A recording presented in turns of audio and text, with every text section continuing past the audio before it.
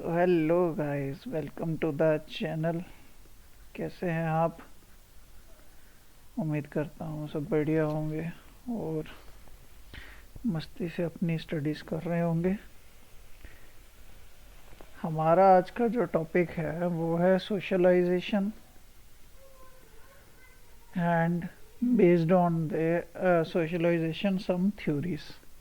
ठीक है, ट्राई करेंगे आज इस टॉपिक को कवर करने का। इन केस अगर नहीं भी होता है तो नॉट ए बिग डील, हम इसका पार्ट सेकंड भी कर लेंगे। आज की वीडियो में मैं यही ट्राई करूंगा कि ये वीडियो दो पार्ट में बने सो दैट आपको क्लेरिफिकेशन बेटर मिल जाए किसी भी पर्टिकुलर टॉपिक के रिगार्डिंग। क्लियर? तो चलिए स्टार्ट करते हैं आज का टॉपिक। तो सोशलाइजेशन बेसिकली है क्या? ठीक है, सोशलाइजेशन एक ऐसी प्रोसेस है, यहाँ मैं आपको समझा दूँ कि सोशलाइजेशन एक ऐसी प्रोसेस है जो हमें एक बेटर इंडिविजुअल बनने में कंटिन्यूअस प्रोसेस में है, कंटिन्यूअस वर्किंग में है through out our life.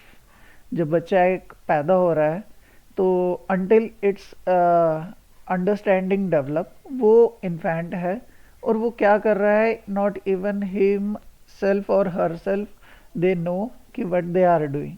Clear?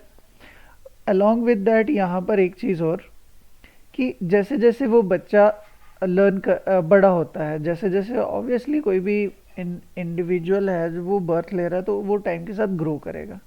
जैसे जैसे वो ग्रो करेगा उसकी लर्निंग स्किल बढ़ती जाएगी। ठीक है, वो नई नई चीज़ें सीखेगा। उसमें इंडिविजुअल जो भी उसके एसोसिएटेड इंडिविजुअल्स होंगे, एसोसिएटेड इंडिविजुअल्स लाइक उसके सिबलिंग्स होंगे, उसके पेरेंट्स होंगे, उसके रिलेटिव्स होंगे, वो उसको क्या करेंगे, सपोर्ट करेंगे। Support in the sense they help. ठीक है, हेल्प किस तरह की? In order to understand better things. ठीक है, जैसे उसको जो भी चीज़ें पता होंगी, बियॉन्ड दैट वो उसमें कुछ ना कुछ नया सीखने की ट्राई करवाएंगे या वो खुद सीखेगा, तो वो क्या है, एक इम्प्रूवमेंट है। और यही जो लर्निंग स्किल है थ्रू आउट देयर लाइफ, इसी को हम क्या कह देते हैं, सोशलाइजेशन। क्लियर? ये हमारे पास सोशलाइजेशन का बेसिक आइडिया, या जिसको आप कंसेप्ट कुछ भी बोलो। ठीक है, तो यही है सोशलाइजेशन। क्या है? इंपॉर्टेंट प्रोसेस है। क्या है? Process of learning rules, habits, values to which person belong, whether it is family, friends, colleague and others. ठीक है, process by which child slowly becomes aware of herself or himself as a member of a group and gains knowledge about culture of the family and also the society into which he she is born। ठीक है, तो Anthony Giddens कैसे explain करते हैं इस चीज़ को? वो कहते हैं सोशलाइजेशन क्या कर रही है, हेल्प कर रही है चिल्ड्रंस को to perform different roles and responsibility in which they have learn from their elders. It therefore helps to associate one generation with other generation. तो कल को आपको अगर कोई डेफिनेशन करके पूछ ले, ये जॉनसन जो इनके साथ हैं उन्होंने भी कुछ ऐसे व्यूज़ लिखे होंगे, तो दोनों की टर्म सेम है।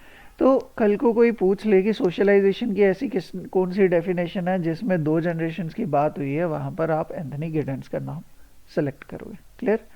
तो ये है यहाँ पर। नेक्स्ट इंपॉर्टेंट डेफिनेशंस हैं, एंथनी गिडन्स ने ही यहाँ पर यही है। ठीक है, पीटर वॉल्सले क्या कहते हैं यहाँ पर? सोशलाइजेशन से वो क्या समझते हैं? The process by where by man learn the rules and practice of social groups. Socialization क्या है? Aspect of all activity within the all human societies. Tony Wilton क्या कहते हैं? The process by which we acquire the culture of the society into which we are born, the process by which we acquire our social characteristics. ऐसी चीज़ों को हम क्या कह देते हैं? सोशलाइजेशन। तो सोशलाइजेशन एक इम्पॉर्टेंट फंक्शन है या प्रोसेस है for the functioning and continuation of society. Different societies क्या करती है? डिफरेंट मेथड समझती है या डिफरेंट मेथड्स के थ्रू अपने जो भी उनके चिल्ड्रंस होती हैं उनकी अपब्रिंगिंग करती है, और वो डिफरेंट कल्चर्स के साथ इंटरेक्ट, डिफरेंट कल्चर नहीं मतलब सेल्फ कल्चर के साथ इंटरेक्ट होते हुए वो ग्रो करता है, और जैसे वो ग्रो करता है वो न्यू कल्चर्स को भी ऑब्जर्व करता है। ठीक है। तो during the process of socialization children learn about their family tradition from their elders and preserve them and pass them to the next generation as they get older. तो socialization इसी चीज़ को हेल्प करती है, ठीक है। It is there for help to associate generation. अच्छा, ये जॉनसन सर का ही पॉइंट आ गया यहाँ पर, इसको इरेज ही कर दो, ठीक है, क्लियर। चलिए, तो ये कुछ यहाँ पर मैं आपको चीज़ें यहाँ पर समझा दूँ कि ये सोशियोलॉजी के बेसिकली पर्सपेक्टिव्स हैं, ठीक है। बट पर्सपेक्टिव्स को समझने के लिए ही हमारे पास क्या होती हैं, थ्योरीज आती हैं, डिफरेंट थ्योरीज। तो यह जनरली हम थ्योरी का नाम देंगे। यहाँ पर 3 तरह के इंपॉर्टेंट पर्सपेक्टिव आते हैं जहाँ पर हम सोशियोलॉजी को समझने की ट्राई करते हैं। एक बेसिकली आता है फंक्शनलिस्ट, ठीक है, फंक्शनलिस्ट। एक आएगा कन्फ्लिक्ट पर्सपेक्टिव और एक आएगा सिंबलिक इंटरेक्शनिज्म। और ये बेसिकली हम इनको थ्योरी भी बोल सकते हैं, रीज़न बीइंग कि ये एक डिफरेंट वे ऑफ स्टडिंग या लर्निंग हमें दे रहे हैं। सोशियोलॉजी बेसिकली क्या है, स्टडी ऑफ सोसाइटी है बेसिक वे में, अगर हम इस चीज़ को समझें, स्टडी ऑफ सोसाइटी। और सोसाइटी किससे बनती है, ऑब्वियसली ग्रुप ऑफ इंडिविजुअल से, है ना। अब ग्रुप ऑफ इंडिविजुअल्स को स्टडी करने के लिए हमारे पास क्या है, डिफरेंट एस्पेक्ट्स है, ठीक है। और डिफरेंट एस्पेक्ट्स, जैसे ये हमारे पास डिफरेंट एस्पेक्ट्स है या पर्सपेक्टिव्स है, ठीक है। अब डिफरेंट पर्सपेक्टिव्स के थ्रू अगर हम स्टडी कर रहे हैं तो डिफरेंट थ्योरीज भी मिलेंगी, ठीक है। अब वो थ्योरीज किस पे बेस्ड होंगी, वो जिस पर्सपेक्टिव को आपने सेलेक्ट किया होगा in order to study that very element of society या that very part of society. तो वहाँ से हम इनको जनरली क्या बोल देते हैं, ये थ्योरीज बन जाती है, थ्योरीज का नाम हम इनको दे देते हैं। क्लियर हुआ। तो डिफरेंट थ्योरीज या जो हमारे पास ये पर्सपेक्टिव्स या हम इनको क्या बोल रहे हैं, थ्योरीज हैं ये हमारे पास। अब हम इनको कवर करेंगे। इनको ऐड करने का मेरा ये रीज़न था क्योंकि बाकी सोर्सेज भी जो हमने अभी तक देखे हैं उन्होंने सिर्फ सिंपली बोल दिया है सोशलाइजेशन एंड इट्स थ्योरीज। अब कौन सी थ्योरीज ऐड ऑन करनी है और कौन सी नहीं करनी है, ये अभी भी डिलेमा है, not only in me but other educators जो भी अपने अपने प्लेटफॉर्म्स पे पढ़ा रहे हैं या ऑफलाइन पढ़ा रहे हैं। तो हम बेसिकली वो चीज़ तो वो टॉपिक्स तो कवर करेंगे जिनका मतलब जिनके बेसिक्स पे जो भी हमारा सब्जेक्ट है, लाइक इस सिलेबस में आपके पास सोशियोलॉजी और साइकोलॉजी का सिलेबस है जो स्टैटिक है। डायनामिक जो है वो मैं आपको बाद में समझा दूंगा कि कहाँ से लिया गया है, बट यहाँ पर जो स्टैटिक पार्ट है वो सोशियोलॉजी और साइकोलॉजी का है। तो इन दोनों में जो हमारी इंपॉर्टेंट थ्योरीज होंगी जो सोशलाइजेशन में हेल्प कर रही है, हम उनको तो कवर करेंगे। क्लियर है। ये पहले हम 3 एस्पेक्ट्स को समझेंगे या 3 थ्योरीज को समझ लेंगे, उसके बाद हमारे पास 2 थ्योरीज और आएंगी। एक GH मेड सर की आती है, बहुत बढ़िया और बहुत इंटरेस्टिंग, मैं कह सकता हूँ कि ये थ्योरी है और मैं ट्राई करूँगा कि इसको मैं नेक्स्ट लेक्चर में ही कवर करूँ। उसके बाद एक और आती है लुक सेल्फ थ्योरी, मतलब मिरर में खुद को ऑब्जर्व करना है एंड ऑल। ये सब बहुत मतलब बहुत इंटरेस्टिंग टॉपिक्स हैं। मैं ट्राई करूँगा कि ये दोनों कल ही कवर करूँ मैं, सो दैट आपको एक क्लैरिफिकेशन मिल जाए about this very topic. Clear. चलिए स्टार्ट करते हैं। तो पहला क्या है हमारे पास, फंक्शनलिस्ट थ्योरी। फंक्शनलिस्ट थ्योरी हमारे पास क्या है कि ये क्या करती है, inspiration from the work of Herbert Spencer and दुर्कीम, ठीक है। ये इंपॉर्टेंट सोशियोलॉजिस्ट है हर्बर्ट स्पेंसर एंड एमाइल दुर्कीम, ये आपने नाम सुने भी होंगे। तो in the view of functionalist society is like an organism in which each part of the organism contributes to its survival. Clear. तो यहाँ पर फंक्शनलिस्ट थ्योरी क्या बताती है, यहाँ देखिए कि अगर जैसे एक इंडिविजुअल है, एक पर्सन है, ठीक है। तो पर्सन में अगर एक फेस है, बॉडी है, ठीक है। मेरे पर्सन पे नहीं जाना, मैं सिर्फ आपको एग्जांपल के थ्रू समझाने की ट्राई कर रहा हूँ, ठीक है। अगर एक पर्सन में क्या है, रहने दो मैं लिख के ही सब बता देता हूँ आपको। ये एक पर्सन है, इसके सबूत ही मिटा दूँ मैं, मजाक बन जाएगा प्लेटफॉर्म पे, ठीक है। अगर एक ये पर्सन है, ठीक है, हर इस पर्सन के हर बॉडी पार्ट का एक पर्टिकुलर वर्क होगा। लाइक आईज का क्या काम होगा, वॉच करने का। एयर्स का क्या होगा, लिसन करने का।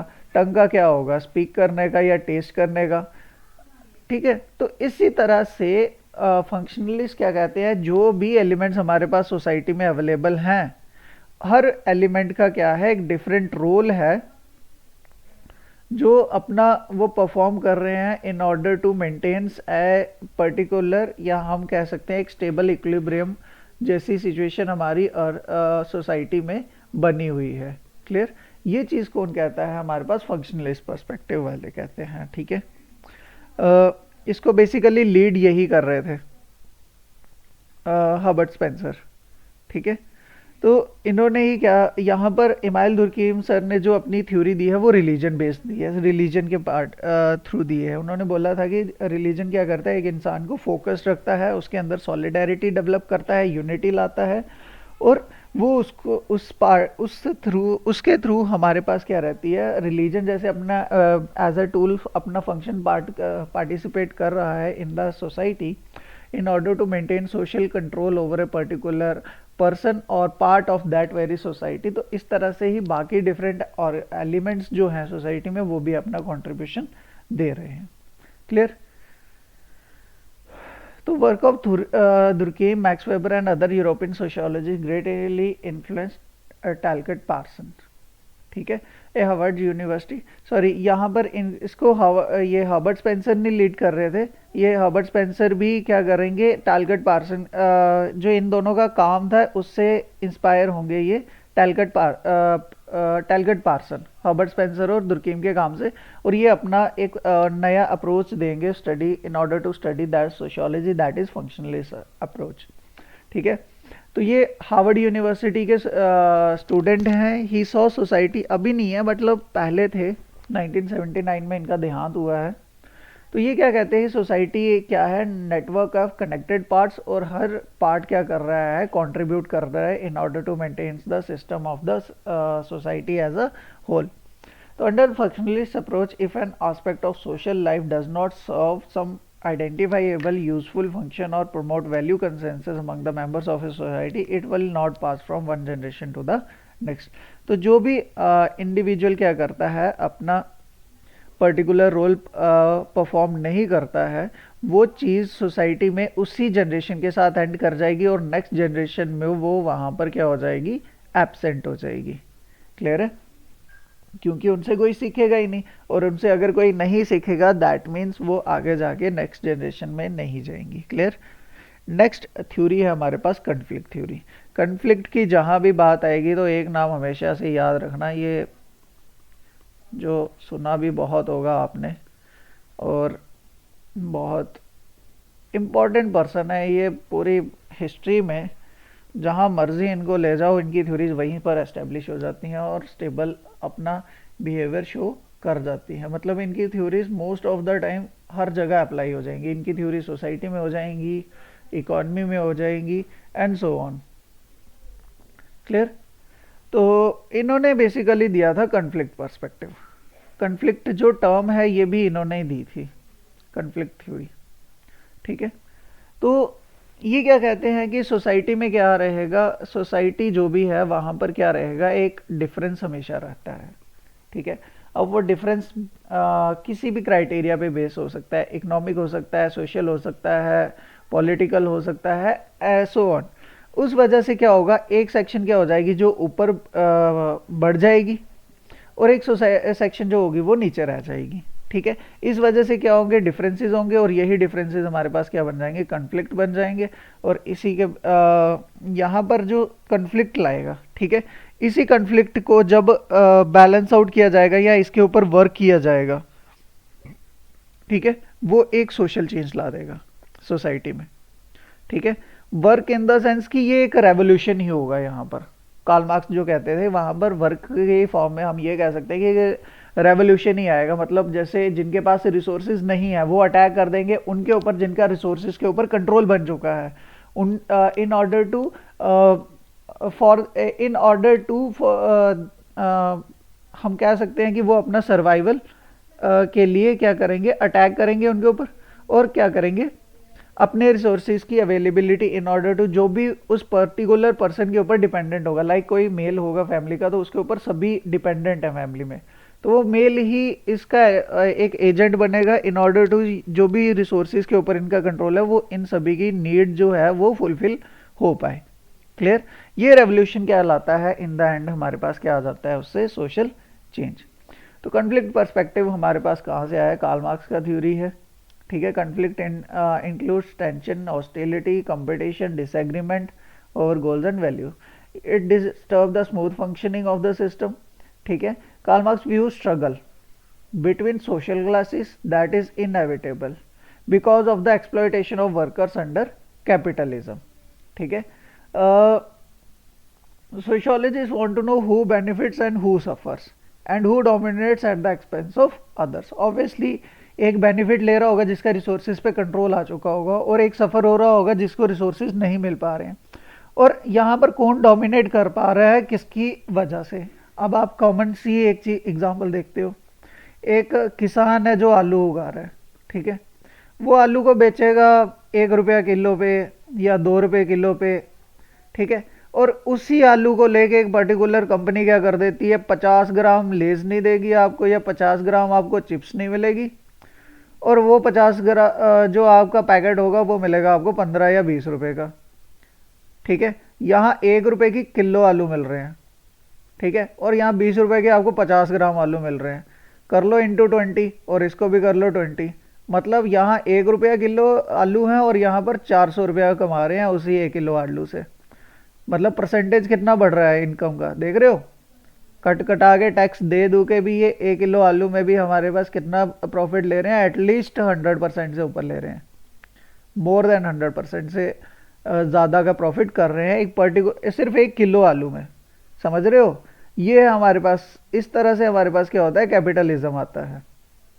मतलब एक सोसाइटी है जो कंट्रोल ले लेती है, और एक है जिसके पास कंट्रोल कोई नहीं रहता है। उस वजह से प्रॉब्लम्स आते हैं, उसी वजह से टसल्स होते हैं, और टसल्स क्या करते हैं, एक सोशल चेंज लाते हैं इन द एंड।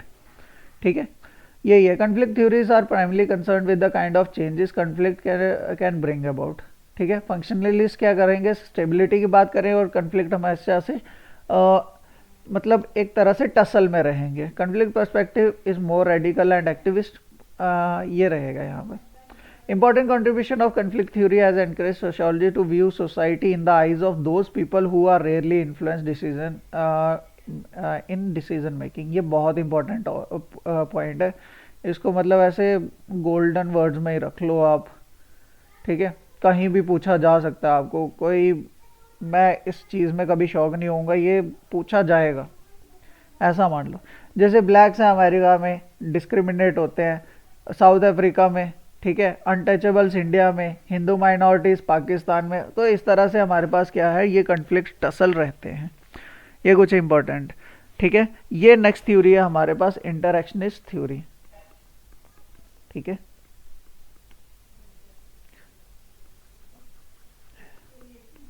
इंटरैक्शनिस्ट थ्योरी में क्या होता है कि जब कोई इंडिविजुअल है, ठीक है, वो अकेला तो सर्वाइवल नहीं कर पाएगा, उसको क्या करना पड़ेगा, इंटरैक्ट करना पड़ेगा। और उसी इंटरैक्शन में वो एक दूसरे, जब इंटरैक्शन होगी यहाँ पर, ठीक है, तो वो किसी से जब मिलेगा तो by means of some actions, ठीक है, सम जेस्चर्स, ठीक है, सम डिग्निफाइड एक्शंस, ठीक है, एंड सो ऑन। या कोई सिंबलिक सिंबल्स बनाएगा जिसके थ्रू वो समझा पाए। तो ये क्या है, एक इंटरैक्शन करने का पैटर्न है जिसको हम बोल लेते हैं इंटरैक्शनिस्ट थ्योरी या सिंबॉलिक इंटरैक्शनिज्म। क्लियर? तो यहाँ पर क्या कहते हैं, हाँ जी, तो इंटरैक्शनिस्ट थ्योरी क्या है, many contemporary sociologists are more interested in understanding society as a whole through examination of social interactions. ठीक है, हाँ, एक चीज़ और यहाँ पर मैं आपको बता दूँ कि ये जो मैंने आपको कन्फ्लिक्ट और फंक्शनलिस्ट करवाया ना, ये मैक्रो पर्सपेक्टिव्स हैं ऑफ सोशियोलॉजी। ठीक है, जिनका मतलब बहुत बड़ी सेक्शन ऑफ सोसाइटी पे इन्फ्लुएंस पड़ता है। बट सिंबॉलिक इंटरैक्शनिस्ट की बारी आएगी तो ये क्या है, हमारे पास माइक्रो पर्सपेक्टिव ऑफ सोशियोलॉजी है। ठीक है, ये पूछा जा सकता है, तो ये नोट डाउन कर लेना आप। Next, interactionist perspective in sociology was influenced by Max Weber. The development of this theory have been strongly influenced by psychology, social psychology. ठीक है, ये पर्टिकुलरली जीएच मीड के थ्रू, ठीक है। जो इसको लीड कर रहे थे वो मैं नाम आपको आगे बताता हूँ, ये जीएच मीड नहीं लीड कर रहे थे इंटरेक्शनिस्ट पर्सपेक्टिव को, ठीक है। Interactionist perspective focus on social behaviour in everyday life, यहाँ से ये इन्फ्लुएंस होंगे और अपनी थ्योरी देंगे, फिर वो आई एंड मी वाली थ्योरी आएगी इसके बाद, ठीक है।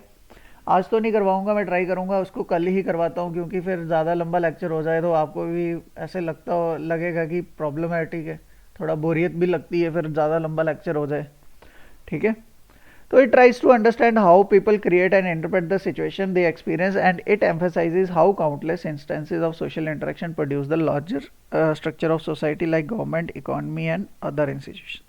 ठीक है, तो ये हमारे पास क्या था, ये हमारे पास पर्सपेक्टिव्स कवर हुए हैं। एक सेकंड में इसको, मुझे लग रहा है यहाँ पर प्रॉब्लम है थोड़ी सी, एक बार मैं चेक कर लेता हूँ इसको।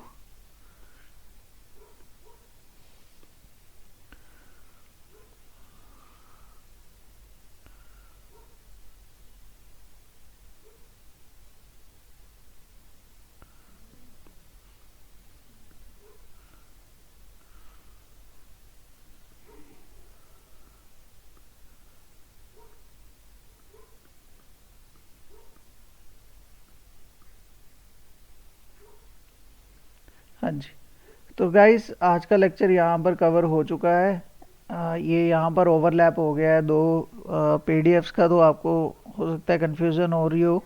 तो मैं आपको, अगर आपको नीड होगी तो please drop a message to me, तो मैं आपको इसकी पीडीएफ भेज दूँगा, सो दैट आपको अंडरस्टैंडिंग में काम आ जाए। तो ठीक है गाइस, मिलते हैं नेक्स्ट लेक्चर में। Till then goodbye. और इसका सेकंड पार्ट मैं वहीं पर करवाता हूँ आपको, सो दैट आपको एक तो क्लैरिफिकेशन रहे टॉपिक्स के बीच में, और दूसरा ये लेक्चर थोड़ा और आपको थ्योरीज कंफर्म होने, पता होनी चाहिए कौन सी थ्योरी में कौन से पॉइंट्स किसने दिए हुए हैं। क्लियर? तो ठीक है गाइस, मिलते हैं नेक्स्ट वीडियो में, और तब तक का पढ़ते रहिए, रिवाइज करते रहिए और मॉक देते रहिए। मॉक बहुत ज़रूरी है गाइस। अगर आप बताओ तो मैं भी मॉक टेस्ट लेना आपके स्टार्ट कर दूं, लेकिन अभी तो नहीं लूँगा मैं, क्योंकि मेरे खुद के भी एग्ज़ाम है, तो उसके बाद मैं आपके मॉक टेस्ट स्टार्ट कर दूंगा, सो दैट आपको भी प्रिपरेशन में एक अच्छा कंटेंट मिल जाए। ठीक है, मिलते हैं फिर आपसे नेक्स्ट वीडियो में। Till then goodbye and have a good time. Bye bye.